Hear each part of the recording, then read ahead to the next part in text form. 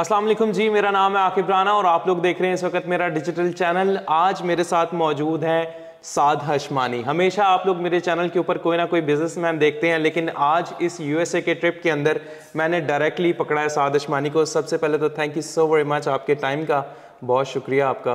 Welcome, thanks for coming here. या साद भाई, ये आज का जो इंटरव्यू या आज की जो आपके साथ चिट चैट मैं करना चाहता हूँ, सबसे पहले तो वो इसलिए क्योंकि जर्मनी में बहुत सारे ऐसे लोग हैं जो कि आपको देखते हैं लेकिन उनको ये समझ नहीं आती कि ये बंदा कौन है। तो सबसे पहले थोड़ा सा अपने बारे में उनको थोड़ा बता दें। मैं यार एक आम आदमी हूँ जिसने माइग्रेट किया है आप सब लोगों की तरह, वीज़ा लगवाया, यहाँ पहुँचा और काम करना शुरू कर दिया। तो कोई ऐसी ग्लैमरस स्टोरी नहीं है। ग्लैमरस स्टोरी जर्नी और काम करने में है। कोई ऐसा नहीं है कि कोई मूवी देख रहे हो और रिच माँ बाप का बच्चा कहीं मूव हो जाता है, हज़ारों गाड़ियाँ लग्जरीज होती हैं। हाँ। ऐसा कुछ नहीं है। लेकिन हज़ारों लग्जरी गाड़ियाँ, हज़ारों तो नहीं लेकिन चंद लग्जरी गाड़ियाँ हम देखते हैं आपके पास। यार रखनी पड़ती हैं, आप सोसाइटी में रहते हो, it's a sales tool as well. आप जब बिजनेस करते हो तो जिन लोगों के साथ बिजनेस कर रहे होते हो they have to see that you have a certain stature. ठीक, तो एक रियल्टर की एग्जांपल ले लो। अगर किसी ने घर बेचना है $1 मिलियन का और उसकी अगर गाड़ी भी $1,00,000 की नहीं होगी तो उससे $1 मिलियन का घर कोई नहीं खरीदेगा। अच्छा साथ भी थोड़ा सा अपने बिजनेस के बारे में बताएं कि आप क्या बिजनेस एक्चुअली में करते क्या है। कि हम कोई भी वीडियो आपकी उठा के देखें उसके अंदर आप यही कह रहे हैं बिजनेस कर लो, बिजनेस कर लो, बिजनेस कर लो, और भी बहुत सारे मोटिवेशनल यूट्यूब पे आपको मिल जाएंगे वो यही कह रहे हैं बिजनेस कर लो। तो आपके अंदर क्या खास बात है, क्या आप बिजनेस करते क्या है? मेरे रिटेल के बिजनेसेस हैं, रिटेल फ्रेंचाइजीज हैं, रियल एस्टेट बिजनेसेस हैं, छोटे मोटे गैस स्टेशन के बिजनेसेस हैं। तो डिफरेंट एवेन्यूज में हाथ डाला हुआ है और जैसे जैसे ग्रो कर रहे हैं और भी एवेन्यूज में हाथ डाल रहे हैं। कोर्स नहीं बेचता हूँ मैं। अच्छा, और इतने सारे बिजनेसेस करने के बावजूद आप सोशल मीडिया के ऊपर आए हैं। आपने कहा कि यार मैं अब सोशल मीडिया पे जाऊंगा, फेम के लिए आए हैं, यूट्यूब से पैसे कमाने के लिए आए हैं। क्यों यहाँ पे, क्या सोची कि आप आएंगे यहाँ पे? पैसा मेरा प्राइमरी इंटरेस्ट नहीं है। देखो यार, हर इंसान की है ना एक गोल होता है, एक टास्क होता है। मेरी एक फिलॉसफी है कि इंसान का पहला स्टेप होता है अपना पेट। जब आपको भूख लग रही होती है सबसे पहले आप अपने आप का सोचते हो, अपने बच्चों का सोचते हो, अपनी फैमिली का सोचते हो। उसके बाद अपने आसपास 10 लोगों का सोचते हो। उसके बाद अपने करीब के 20 लोगों का सोचते हो, रिश्तेदार, फ्रेंड्स और ऐसे लोग जिनको आप चाहते हो। और फिर आप एक स्टेज पे जाके एक फेज में पहुंचते हो जिसे मैं कहता हूँ कम्युनिटी फेज। कम्युनिटी फेज में अगर मैं अपनी सारी अर्न की हुई दौलत भी लुटा दूँ ना तो मैं सबकी हेल्प नहीं कर सकता। लेकिन मेरे अल्फाज और मेरी सोच और जो मेरी लर्निंग्स हैं 10-12 साल की, अगर वो मैं पेश करता रहूँ तो एक बच्चा भी अगर सुधर जाए ना उससे तो बड़ा काम हो जाए। यार इस चीज़ की तो मैं खुद लाइव एग्जांपल देता हूँ कि आपने कहा DS 160 फॉर्म फिल करो, वीज़ा लग जाए, ह्यूस्टन आ जाओ, मुझे मैसेज करो। आपकी वीडियो देख के मैंने वो फॉर्म फिल किया, पहली बार में वीज़ा लग गया। आया, आपको मैसेज किया और आप मिल भी गए और आज हम वीडियो कर रहे हैं। तो मेरे लिए ये बहुत ज़्यादा सरप्राइजिंग था कि यार ये बंदा वाकई मिलेगा या नहीं मिलेगा, चलो इसको मैसेज करते हैं, इसकी स्टोरी पे रिप्लाई करते हैं। तो आप इतना इजीली एक्सेसिबल हैं इंस्टाग्राम पे या ये मेरा लक था सिर्फ? हशमानी को ढूंढना मुश्किल काम नहीं है।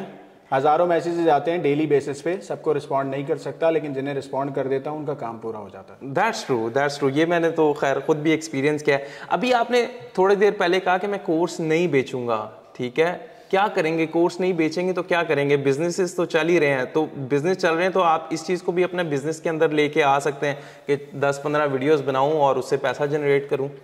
देखो यार, दुनिया में अब है अटेंशन इकोनॉमी। बिजनेसेस हज़ारों तरह के हैं। मैंने ये क्लेम नहीं किया कि मैं कोर्स नहीं बेचूंगा। मैं कोर्स नहीं बेचता। जो आज मुझे लोग बोलते हैं ना कि यार ये कोर्स बेचते हैं, मंजन बेच रहे हैं और पैसे कमा रहे हैं, ठीक है, मेरा इंटरेस्ट नहीं है उस चीज़ में। ठीक है, मेरा मेन इंटरेस्ट है पुतला बनवाना। पुतला बनवाने का मतलब होता है कि हम सब जी तो रहे होते हैं लेकिन ऐसे जी रहे होते हैं कि मरेंगे नहीं, लेकिन जब हम मर जाते हैं तो पता चलता है कि कभी जिए ही नहीं। मुझे ऐसे जीना है कि मरने के बाद भी याद रहूं। I agree on it. आपने बेड़ा उठा लिया कम्युनिटी की हेल्प करने का और लोगों को बोल रहे हैं कि यार वीज़ा अप्लाई करो, एक बार रिजेक्ट होगा। सवाब के लिए नहीं कर रहा। अच्छा, मेरे अपने कान अपने मुंह से सबसे ज़्यादा करीब है। जो भी बात करता हूँ कोशिश करता हूँ और ज़्यादा मेहनत करूँ और उसे फॉलो करूँ।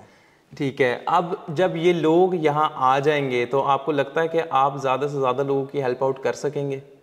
अमेरिका में एक जाइंट सैंडविच है जो हम सब खा सकते हैं। ये मुझे बताया था आज से 11 साल पहले एक वेंडर ने। यहाँ सबके लिए सब कुछ है, काम करने वाला होना चाहिए। मैं जब मोटिवेट करता हूँ कि यहाँ आ जाओ और हशमानी को ढूंढ लो, हाशमानी के थ्रू बहुत सी रिसोर्सेज बन सकती हैं और मुझे ढूंढ ना भी पाए तो उस मुल्क में आ जाओगे जहां 0 से 100 पे लोग जाते हैं। अगर यहाँ आप पैदा हो गए ना तो आपकी फैमिली को ये फिक्र नहीं होनी चाहिए कि हमारा अपना घर होगा या हमारी अपनी गाड़ी होगी या हम अच्छा खा पी सकेंगे या इज्जत से रह सकेंगे। आपके यहाँ पहुंचने के बाद अगर आपकी फैमिली इस चीज पे परेशान है देन आप सबसे बदकिस्मत आदमी हो। दैट्स अग्री कि जो बंदा मेहनत नहीं करता उसको कुछ मिलना भी नहीं चाहिए। लेकिन आपको लगता है कि पाकिस्तानी कौम उतनी मेहनती है जितना आप उनको कह रहे हैं कि मेहनत करो? पाकिस्तानी कौम बहुत ज़्यादा मेहनती है। हमें एक डंडा और एक सिस्टम की ज़रूरत है। ठीक है, मैंने सिर्फ सिस्टम नहीं कहा, डंडा साथ में होना चाहिए। हाँ। देखिए कोई भी अंडर प्रिविलेज कौम होती है ना जो नीचे से ऊपर आती है, उसको बहुत सारे लेसन्स देने होते हैं थ्रू दैट जर्नी, जो कि मैंने भी सीखे। जिन झूठों का और जिनके बारे में मैं नेगेटिव बातें करता हूँ मैं उनमें से एक था। नेगेटिव बातें तो शायद अनवर भी तो करता है ना, तो फिर आपके और उसके अंदर क्या फर्क आया? गाली बगैर प्यार से बात करता हूँ। हाँ, आप ये कह सकते हैं कि प्यार से, गुस्से से और इंफॉर्मेशन देके बात कर लेते हैं। देखो सच बोलना चाहिए, सच को शुगर कोट करके नहीं देना चाहिए। ठीक है। और सच गाली के साथ नहीं देना चाहिए। वो अपनी जगह ठीक है, मैं अपनी जगह ठीक हूँ। मुझे ये लगता है कि मेरी बात ज्यादा सुनी जाएगी अगर मैं सख्त लहजे में सीधी बात करके कहूँ। ठीक है। मुझे वो बात समझ में ही नहीं आती कि एक जुमले के बीच में सलाम से पहले जो गाली हो ना, मुझे वो कम्युनिकेशन समझ ही नहीं आती। ठीक है। इंसान को अगर दुनिया में कुछ बनना है ना तो सबसे पहले है ना उसे थोड़े पैसे कमाने होंगे। और बहुत गालियां देते हैं मुझे इस बात पे लोग कि आपका ये क्या पर्सपेक्टिव है, कैपिटलिस्ट पर्सपेक्टिव। सबसे पहले दुनिया में पैसे कमाओ। जब पैसे कमाओगे ना तो 4 लोग बात सुनेंगे। हमारे लोगों की नेचर है, जब पैसा होगा ना आपकी बात सुनी जाएगी। 4 लोगों को मशवरा भी दोगे, 4 लोगों को मशवरा दोगे, 4 लोग बात सुनेंगे और उसके बाद आप हेल्प कर सकते हो लोगों की। अगर आज मेरी 0 अकॉम्प्लिशमेंट होती ना, आप यहाँ नहीं आते। अग्री। ये कैमरामैन यहाँ नहीं खड़ा होता। जो 4 लोग कमेंट कर रहे हैं, गालियां दे रहे हैं, तारीफ कर रहे हैं, वो नहीं कर रहे होते। वो कर ही इसलिए रहे हैं कि यार इस बंदे ने कुछ ना कुछ तो किया है। हाँ। और जो अभी भी ये समझ रहा है कि इसने कुछ नहीं किया तो वो खुद कुछ नहीं करता। ठीक है, आपने अपने काफ़ी सारे बिजनेसेस गिनवाए, इनमें से कितने बिजनेस ऐसे हैं जिसके अंदर आपके साथ पाकिस्तानी लोग काम कर रहे हैं? मेरे साथ कोई भी पाकिस्तानी नहीं है।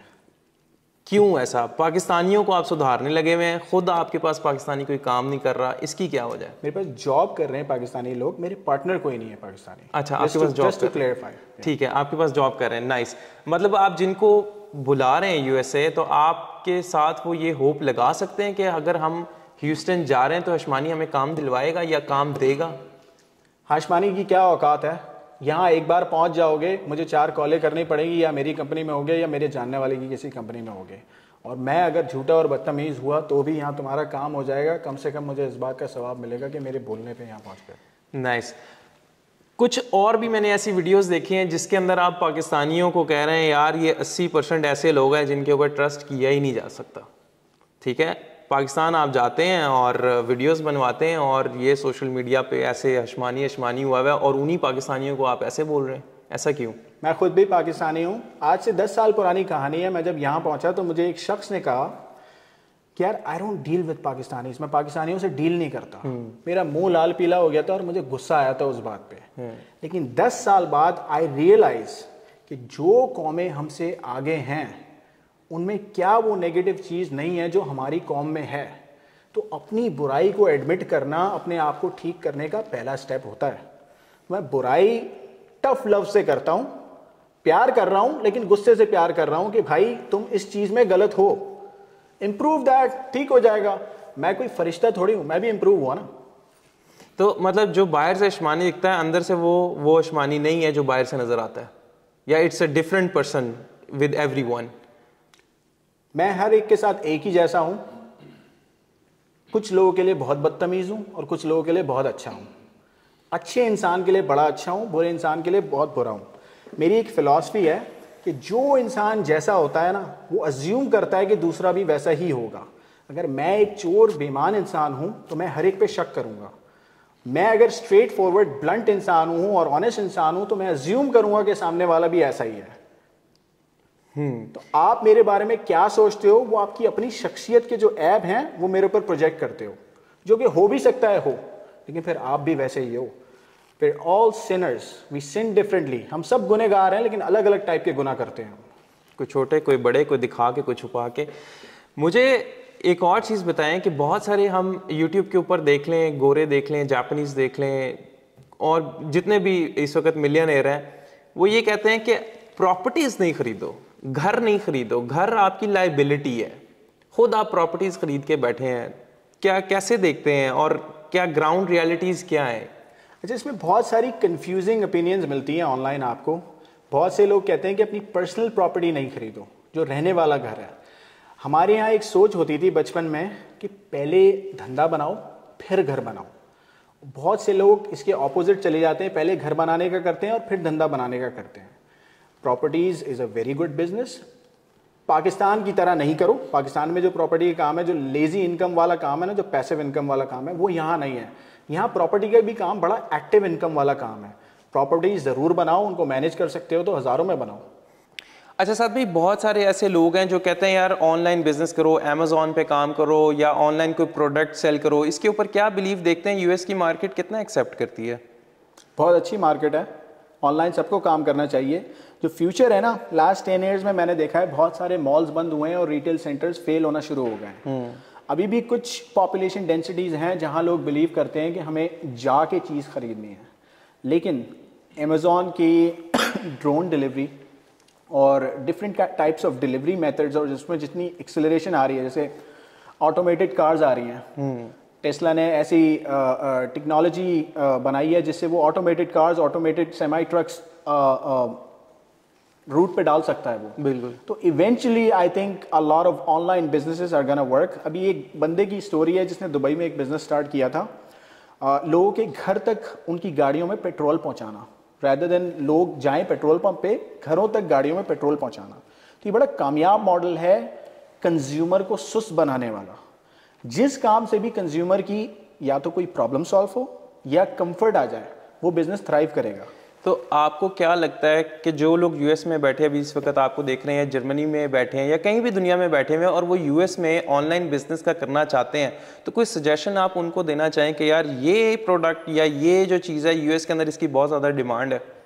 देखो, अगर लॉन्ग टर्म काम करना है ना तो प्राइवेट लेबल्स की तरफ जाओ। शर्ट हर कंपनी बना रही है जो क्लोथिंग का काम करती है। अब उस शर्ट को ब्रांड कैसे करना है, ये आर्ट है, ये एक्सपर्टीज है। तो मैं हमेशा प्राइवेट लेबल की तरफ फोकस करता हूं कि आप कोई भी बिजनेस कर रहे हो ना, उसमें आपका एक इट फैक्टर होना चाहिए, प्रोप्राइटरी फैक्टर होना चाहिए। जो आज की आवाम जल्दबाजी की इनकम पे ट्राई नहीं करती। ब्रांड बनाने में, एस्टैब्लिश करने में कभी कभी साल लग जाता है, कभी 5 साल लग जाते हैं, लेकिन वो ही लॉन्ग टर्म और सस्टेनेबल इनकम है। Everyone's making shoes, everyone's making glasses, लेकिन कौन ज्यादा बेच रहा है, किसके पास ज्यादा मार्केट शेयर है, डिपेंड करता है वो अपने ब्रांड कितना स्ट्रांगली कर रहा है। अपना ब्रांड आप कह रहे हैं कि बिल्ड करो और उसके ऊपर काम करो, चाहे साल लगे या 3 साल लगे। या तो अपना ब्रांड बनाओ या किसी बड़े ब्रांड की पार्टनरशिप ले लो। सही। अच्छा, एक और हम बिजनेस देखते हैं जो कि बहुत सारे पाकिस्तानी इस वक्त कर भी रहे हैं, कनाडा में भी कर रहे हैं, यूएस में भी कर रहे हैं, वो है ट्रक्स का बिजनेस। इसके ऊपर आप क्या बिलीव रखते हैं और कितनी इन्वेस्टमेंट इसके लिए चाहिए?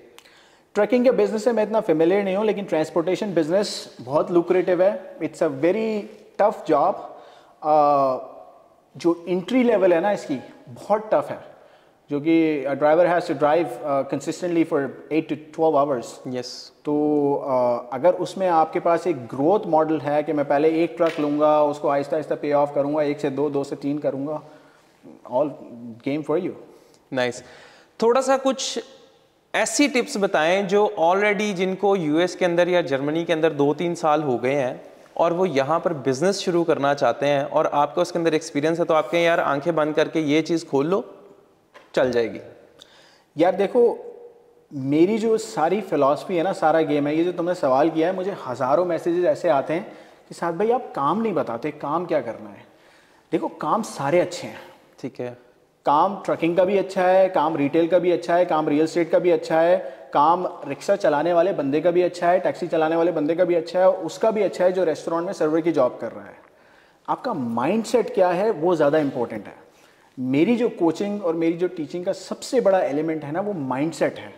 मैं अगर आपको मेहनत करना सिखा दूं और मेहनत और ग्रोथ वाला माइंडसेट बना दूं, कुछ भी काम ले लो, आप उसमें प्रॉस्पर कर जाओगे। आपने बात की कोचिंग की, तो आने वाले दिनों में क्या 1-to-1 कोचिंग भी आप देने वाले? अभी भी देता हूँ मैं, बगैर चार्ज किए।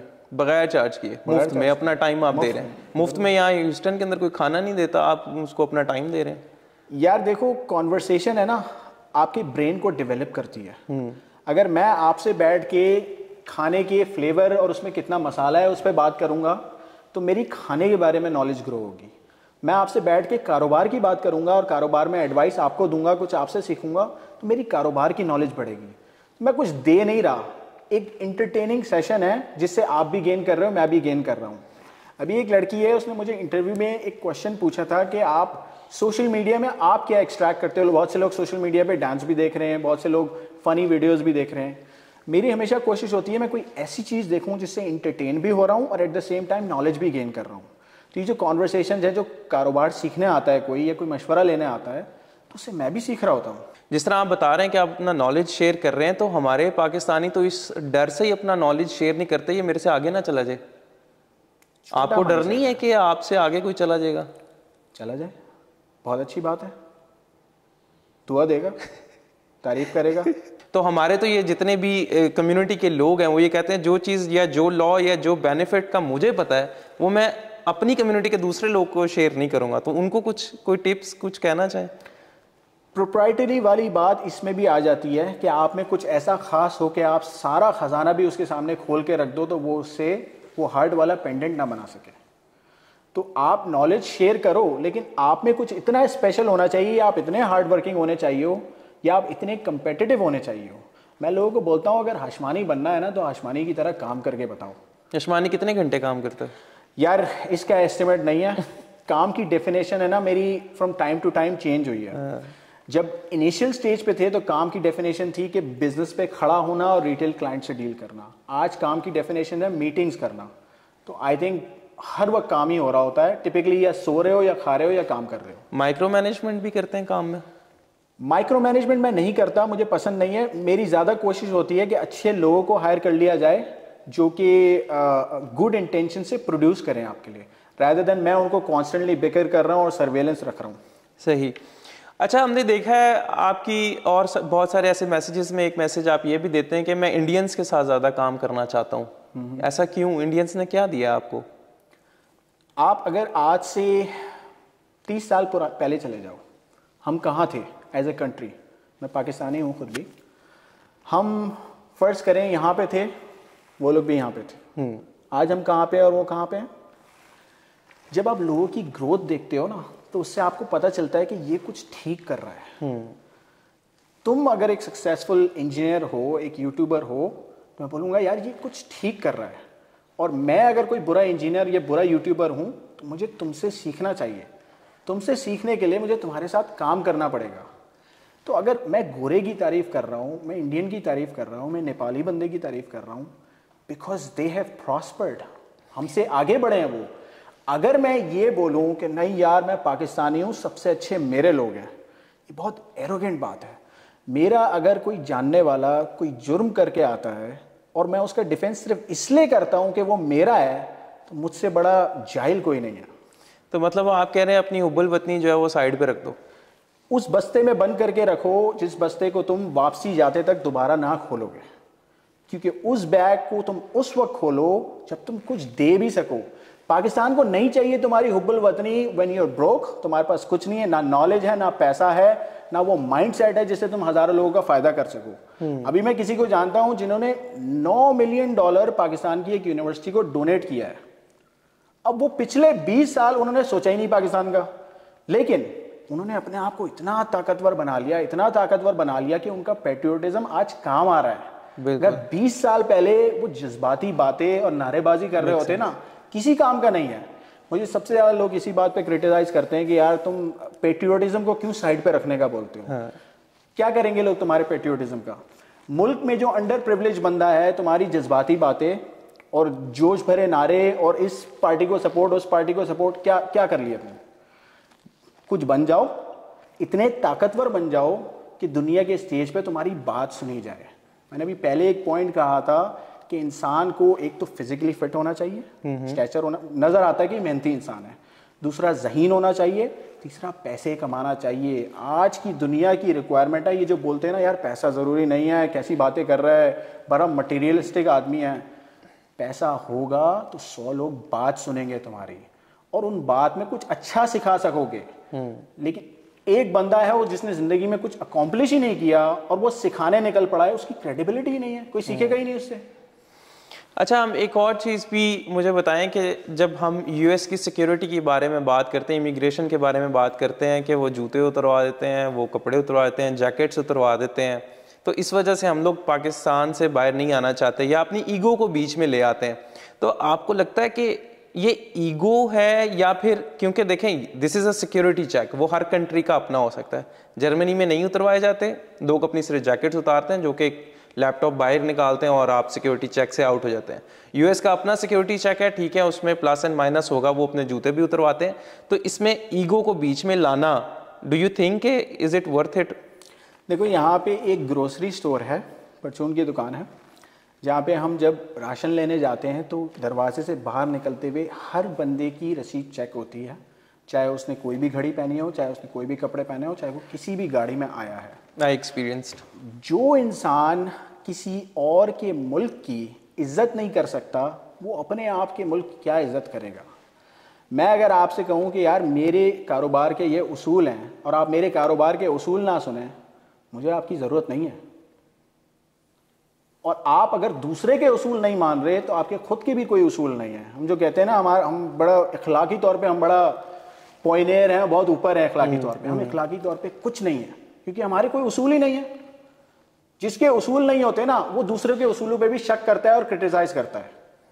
अगर मेरे अपने उसूल होंगे ना, तो मैं उसकी उसूल की रिस्पेक्ट करूंगा। मैं बोलूंगा यार इसके घर में दाखिल होने से पहले जूते उतारना इसका उसूल है, उसकी इज्जत करूंगा मैं। लेकिन अगर मेरे घर में हर जगह कचरा पड़ा हुआ है तो मैं उसके उसूल की क्या इज्जत करूंगा।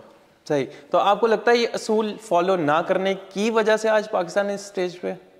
उसूल है ही नहीं, क्योंकि हम अपने आप को बुरा ही नहीं मानते, हम सेल्फ क्रिटिकल ही नहीं है। जब तक मैं गलत हूं नहीं समझोगे, जब तक अपने आप को ठीक नहीं करोगे, जब तक बोलोगे मैं यहाँ सही नहीं हूँ लेकिन यहाँ तो मैं बहुत अच्छा हूँ, जो मुनाफिक होते हैं ना, वो बोलते हैं कि मैं ये तो बड़ा अच्छा कर रहा हूँ तो यहाँ थोड़ा कर भी रहा हूँ तो चल जाएगा। तो फिर क्या उसूल हैं आपके भाई? अच्छा, मुझे ये बताएं कि आपको क्या लगता है इन हालात के दरमियान अगर कोई बंदा अच्छा काम कर रहा है तो उसको ये कहना कि यार तुम बहुत अच्छा काम कर रहे हो या तुम बहुत अच्छे लग रहे हो, ये आज कितना मुश्किल है? क्योंकि हमारे इर्द गिर्द मेरा नहीं ख्याल कि कोई किसी को कह रहा होगा कि यार, कोई लड़का ही लड़का किसी को कह रहा हो यार आज तू बहुत अच्छा लग रहा है। हर किसी ना किसी जुगत के मोड में या टोंटिंग के मोड में या कुछ भी कि यार तूने वाकई नहीं जाना। इस बारे में क्या कहेंगे?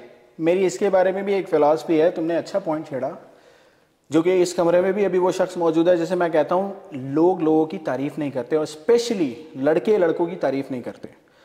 तारीफ इन अ सेंस कि अगर मेरा बच्चा एक अच्छा काम करता है ना, तो मैं चिल्ला चिल्ला के दुनिया को बताऊंगा, उसकी मोटिवेशन के लिए, उसको ऊपर लाने के लिए, उसकी इंकरेजमेंट के लिए। और मेरा वही बच्चा अगर कोई गलत काम करता है, मैं उसे कमरे में ले जाके कान में बताऊंगा। That should be the strategy. आपके अगर करीब कोई अच्छा काम कर रहा है, उसको इंकरेज करो, उसको मोटिवेट करो।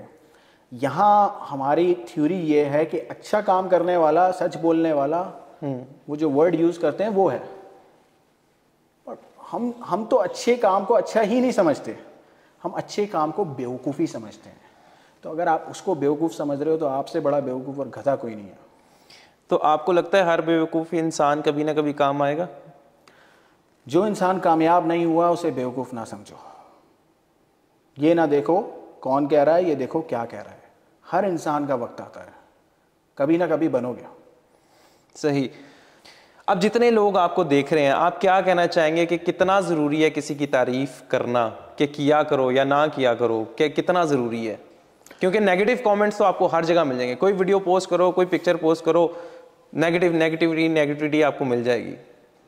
मैं इसको इस तरह ले लेता हूँ, देखो गाली और क्रिटिसिज्म देने का हक है ना, इंसान सिर्फ अपने आसपास वाले 10, 15, 20 लोगों को देता है, और थोड़ा मुझे भी दे दिया है। आपके आसपास के लोगों को अगर आप क्रिटिसाइज़ कर रहे हो, गाली दे रहे हो या किसी चीज़ में बुरा कह रहे हो, तो उसको बैलेंस आउट करो उसकी अच्छी चीज़ों से भी। कोई भी इंसान बेकार और फेंक देने का नहीं होता, उसकी कुछ अच्छी आदतें होती हैं, कुछ बुरी आदतें होती हैं। अच्छी आदतों को अनाउंस करो, 10 लोगों के सामने तारीफ़ करो, और बुरी आदतों को अकेले में बताओ। अच्छा साथ भाई, ये तो बात होगी उस चीज़ की कि किसी को अप्रिशिएट करना कितना ज़रूरी है। कैमरे के जो स्क्रीन के उस तरफ बैठा है उसके लिए बहुत आसान है ट्रोलिंग करना, ठीक है। वो आपको, मुझे, किसी को भी उठा के वो 1 सेकंड में ट्रोल कर देता है और जमघटा लग जाता है ट्विटर के ऊपर, और उसके पास हैशटैग्स बने हुए हैं, मीम्स बन रहे हैं, और जिस बंदे की हो रही है उसके ऊपर जो है वो एक अजीब सी जो है ना मेंटल हेल्थ हो जाती है। तो आपको क्या लगता है कि ये ट्रोलिंग जो करना है वो सही है या नहीं है? ये जो आप भी कर रहे हैं हार्ड वर्ड्स के अंदर, क्या ये भी ट्रोलिंग नहीं है? यार ये ट्रोलिंग नहीं है। आप जब मुझे सुनते हो ना, जो कि एक सर्वे के तौर पे जो मुझे लोग मैसेज करते हैं, मुझसे बात करते हैं, एक सर्वे है मेरे लिए वो। मेरे मैसेज से, मेरी बात से अगर 10 लोग इंप्रूव करने की मोटिवेशन ला रहे हैं ना अपने अंदर, और कोशिश करने की जुस्तजू ला रहे हैं, तो मेरा ख्याल है मैं ट्रोल नहीं कर रहा। लेकिन अगर मैं डकी भाई हूँ और मुझे देख रहे हो, मैं हरीम शाह हूँ, मुझे देख रहे हो, मुझसे कुछ सीख ही नहीं रहे, और मुझे देखने के बाद तुम्हें यही जुस्तजू नहीं हो रही कि यार मुझे अपने माँ बाप के लिए कुछ करना है, अपनी औलाद के लिए कुछ करना है, अपनी बहन भाई के लिए कुछ करना है, उसे मैं कहता हूँ ट्रोलिंग। अगर तुम्हें डिप्रेशन हो रहा है मेरी बात सुन के, तो भाई सही डिप्रेशन हो रहा है, मैं तुम्हें बता रहा हूँ ये गलत है, ये ठीक करना है। तो आप कह रहे हैं कि डकी भाई को देखना छोड़ दो?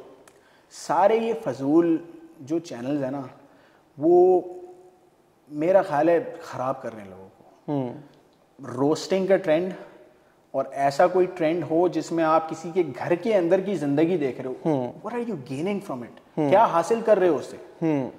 भाई कुछ ऐसा देखो जिससे कुछ हासिल करो। मुझे नहीं देखना, नहीं देखो, उसको देखो जिससे कुछ हासिल कर रहे हो। अच्छा ठीक है, ये हासिल करते करते बहुत सारे लोगों ने पॉडकास्ट शुरू कर दी जो पहले प्रैंक किया करते थे, अब वो बड़े इल्म वाले बन के बैठे हैं और पॉडकास्ट कर रहे हैं। तो आप क्या देखते हैं कि ऐसे लोगों का हमारी सोसाइटी में पॉडकास्ट करना पॉडकास्ट को मार नहीं रहा? यार मैं किसी को भी कुछ करने से डिस्करेज नहीं कर सकता, और मेरा करना, मैं कोई इतना ऊपर नहीं हूं कि मैं किसी को बताऊं तुम्हें क्या करना चाहिए या नहीं करना चाहिए। लेकिन बातचीत करना, अच्छे सब्जेक्ट्स को डिस्कस करना, साइंटिफिक सब्जेक्ट्स को डिस्कस करना, जैसे अभी हम थोड़ी देर पहले बात कर रहे थे कि आप क्या पढ़ रहे हो, आपने क्या एजुकेशन हासिल की, इससे तो इंसान सीखता ही है ना। तो अगर वो प्रैंक करने वाला भी देर आए दुरुस्त आए, सही रास्ते पे आया है, अच्छी बात कर रहा है, अच्छी बात करने दो। एक एपिसोड में बुरी बात कर रहा है, वो एपिसोड नहीं देखो, जो तुम्हें समझ में आता है वो देखो। मेरा सारा पॉइंट ही ये है कि इंटरनेट पे सब कुछ है। तो अगर डकी कोई अच्छी बात कर रहा है तो वो भी देख लो, फिर उसकी अच्छी बात भी सुन लो, लेकिन तुम क्या कंज्यूम कर रहे हो, तुम क्या एक्सट्रैक्ट कर रहे हो उससे। अगर तुम घंटों अपने वीडियो स्क्रॉल कर करके अपना टाइम खराब कर रहे हो और कुछ अकॉम्प्लिश नहीं कर रहे हो और कुछ एग्जीक्यूट नहीं कर रहे, तो फिर बेकार है ना। लेकिन अगर किसी को सुन के तुम्हारे अंदर जोश आ जाता है कि यार मुझे कुछ करना है, तो भाई वो तो नेट पॉजिटिव इफेक्ट है दुनिया में। That's true, that's true. Thank you so very much Saad भाई, आज की कॉन्वर्जेशन का बहुत मज़ा आया, और उम्मीद करता हूँ कि आपको मेरे सवालों का भी मज़ा आया होगा, और बड़ी हेल्थी डिस्कशन रही।